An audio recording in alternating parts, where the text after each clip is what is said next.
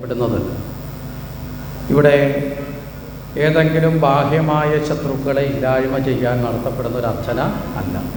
പക്ഷേ ബഹുഭൂരിപക്ഷം ആൾക്കാരും നമുക്ക് അയലത്തുകാരോട് ആർക്കെങ്കിലും ശത്രുതയുണ്ടെങ്കിൽ, ഇപ്പോൾ അയലത്തുകാരെന്ന് പറയാനും പറ്റില്ല, സ്വന്തം വീട്ടിൽ തന്നെയാണ്. അതുകൊണ്ട് അങ്ങനെയുള്ള ആൾക്കാരോട് പുറമേ ഉള്ള ബന്ധുമിത്രാദികളും അകമേ ഉള്ള ശത്രുതയും കൊണ്ട് അവർക്ക് നാശം വരണമെന്ന് വിചാരിച്ചോ നനച്ചിട്ടോ നടത്തുന്ന ഒരു പൂജാതിവിധിയല്ല ശത്രുസംഹാര പുഷ്പാഞ്ജലി എന്ന് നമ്മൾ കൃത്യമായി മനസ്സിലാക്കണം.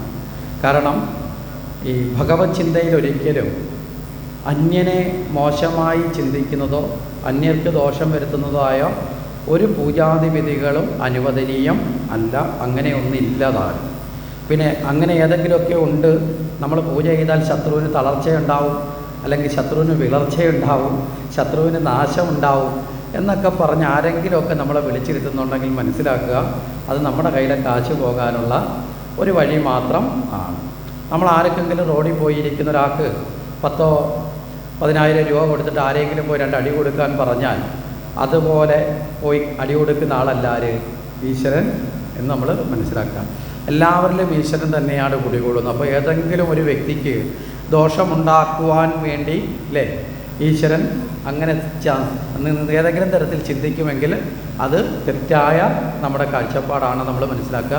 ഇവിടെ ശത്രു എന്നത് ഇവിടെ നമ്മൾ കൃത്യമായി മനസ്സിലാക്കണം. ഭാഗവതത്തിലെ ഉടനീളം നമ്മുടെ യാത്ര ഈ ശത്രുവിനെ ഇല്ലാതാക്കാനാണ്. ആരാണ് നമ്മുടെയൊക്കെ ശത്രുക്കൾ? മനോമാലിന്യമാണ്. ആ മനോമാലിന്യത്തിന് 8 ഘടകങ്ങളെ കൃത്യമായി തന്നെ നമ്മുടെ പുരാണങ്ങൾ പറയും. അഷ്ടവൈരികൾ എന്നവർക്ക് പേര് ഇട്ടിട്ടുണ്ട്. അഷ്ടം എന്ന് വെച്ചാൽ 8 വൈരികൾ എന്ന് പേര്, ശത്രുക്കൾ എന്ന് പേരും ഇട്ടിട്ടുണ്ട്. കാമക്രോധ മോഹ ലോഭ മതം മാത്സര്യം അസൂയ ഡംബ്. ഇവയൊക്കെ നമ്മൾ നമ്മുടെ സ്വന്തക്കാരാണെന്ന് പറഞ്ഞിട്ടാണ് കൊണ്ടു നടക്കുന്നത്. പക്ഷേ അവസരം കിട്ടുമ്പോഴൊക്കെ നമ്മളെ കുഴിയിൽ ചാട്ടിക്കുന്നതും നമ്മളെ ദുഃഖിപ്പിക്കുന്നതും നമുക്ക് മറ്റുള്ള എല്ലാ തരത്തിലുള്ള പീഡനങ്ങളും ഉണ്ടാക്കി തരുന്നതും ആര് തന്നെയാണ്? ഇവർ തന്നെയാണ്.